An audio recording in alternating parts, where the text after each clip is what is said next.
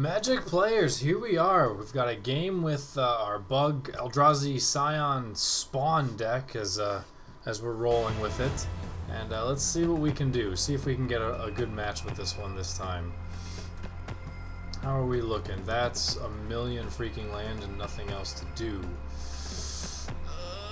It is the most important card in our deck, but I'm going to pass. And this is much, much, much better. It's much, much, much safer. It's a little thin on land, but that's why that guy is there. You know, and then we've just got all sorts of resources for stuff. You know, sacrifice guys for counters, or for tokens with a counter.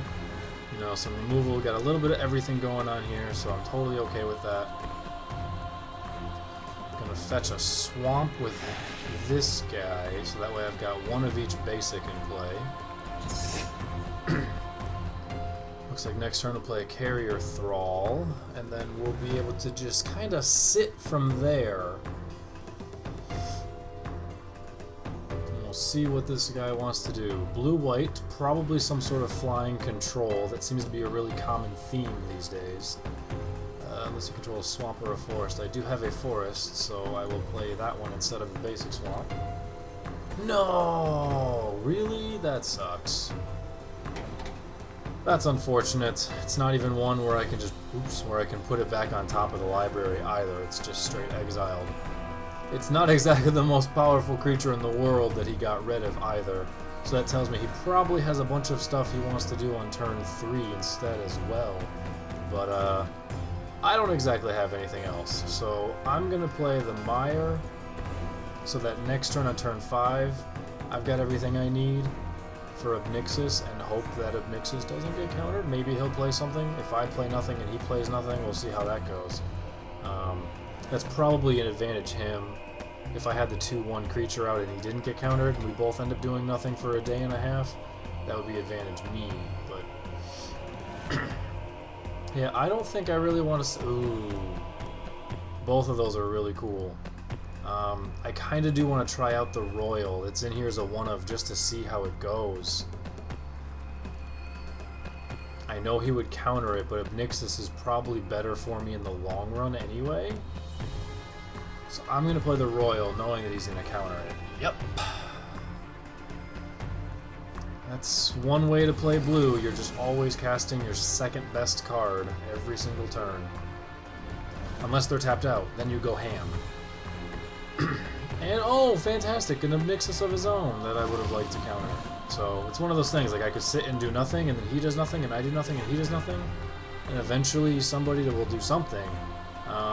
Or it's play your second best spell, he counters it, but then he kind of gets free reign as far as what he wants to do. So that's unfortunate that his Obnixis gets to go off first, but what can you do? Hopefully I'll draw into some creatures and I can do something about it. Just nothing yet. Really, I've only drawn one guy. Only drawn one guy in 13 cards. I don't really count the O2 Defender. So this is going to be tough.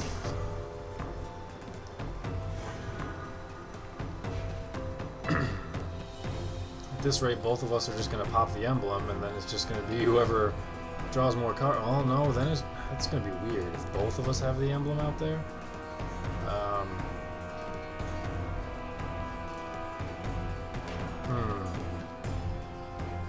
Because it's whenever any player draws a card. And we're both... Yeah, that's going to be weird. Well, I guess I'm going to save Altar's Reap then. That'll allow me to draw a couple of cards. Crap, what do I need more? I'll just take blue. I know I've got a few black and a couple of blue out there. I only need one green, and I know I've got 2 of those. At least, I've got 3 of those. Alright, so I'm good. Telling Time. I'll let that go. I'd rather counter something more deadly.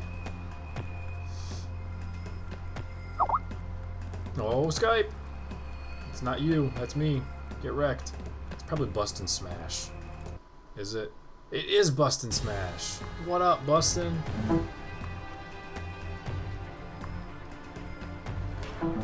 He's just going to draw more. I wonder if he's going to want to go for the emblem immediately, or if he's going to want to make sure that Obnixis stays around. This is so weird.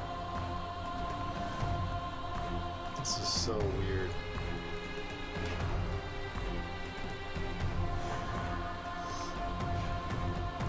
Alright, I will play Island.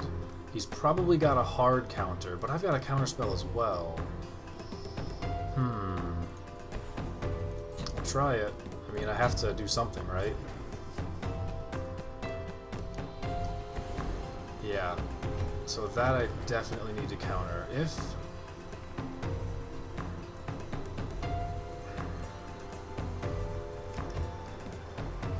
Why is it not letting me spell shrub? There we go. Does he have a second counter? He has a second counter. Okay. So we're just trading all sorts of counter spells over here. He didn't awaken his guy, so that's fine. I was wondering, because I'm not actually 100% sure, if you cast it, also put... Yeah, so it doesn't matter if this thing gets countered. It gets the tokens regardless. But he opted, instead of getting the 3/3 creature, to save... Nope, he just goes straight for the emblem. So instead of getting the 3/3 creature, he opted to go the route... Ooh, that's interesting. Of saving for an extra counterspell to make sure that he had security. Alright, this I'm not too worried about, I don't think. So I'm going to want to also do the same with this, so that way I can keep up. I'm going to have to get damage on him is the problem. Let's see here. Destroy that guy and kill him.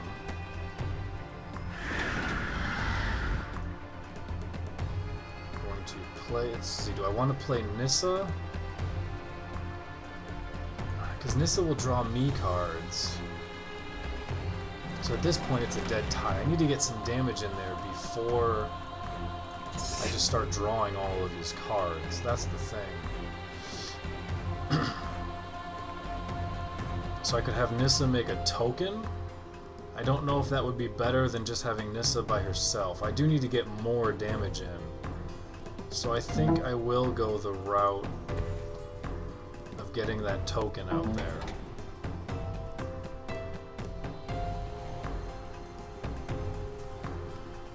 At least this doesn't draw it, this just puts cards into my hand. So we'll go with the token first. See if we can't get something threatening out here.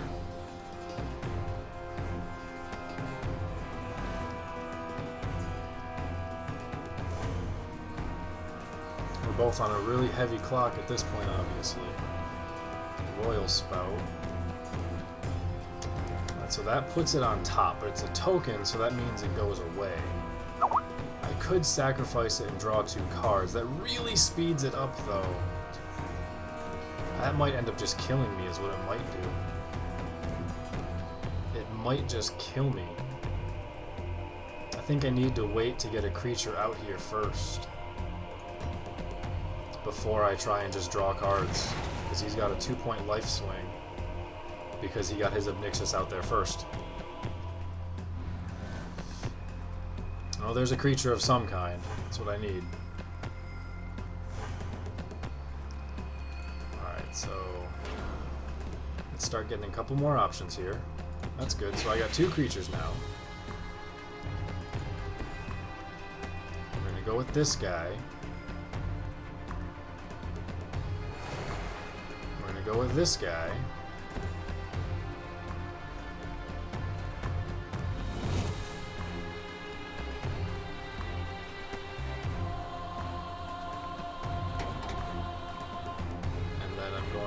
To kill his creature as well. So I need to be able to tie this game up, and once I tie it up I can start drawing cards, and then worst case scenario we get a draw.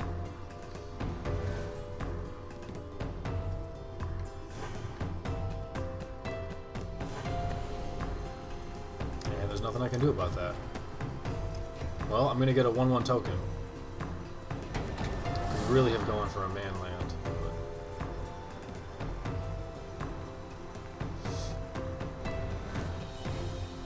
Well, there it is. unfortunately, he comes into play tapped. So that does not help. I'm going to have to put that guy out there. I have to play that man land. And I think I need to sit to block for the turn while I can.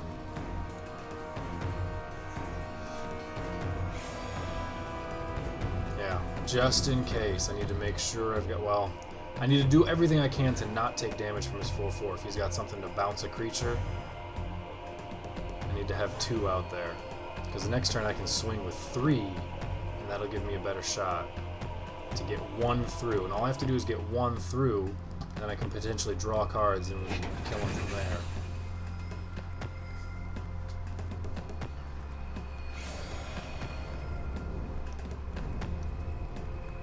This is very interesting.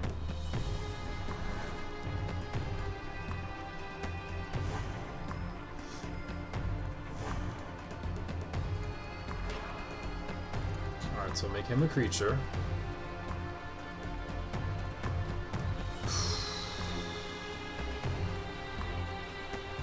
I think if I attack with everything, he can only block 1.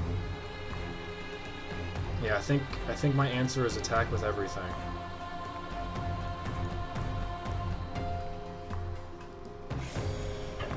We'll see what spells he has. Alright, so he's got one of those. Oh no, I needed to, well, it was a little too late to do that.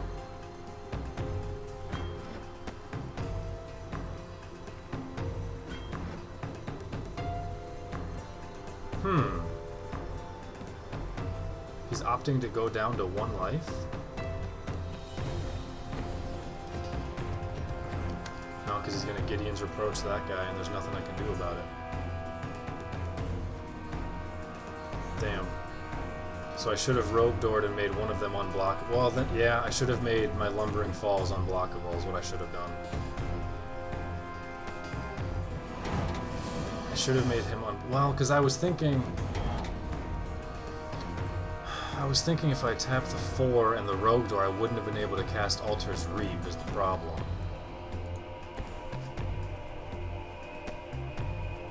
So I needed the extra mana for that. So I'll just have some fun with that guy. Oh, awesome. Now Altar's Reap him. Ha!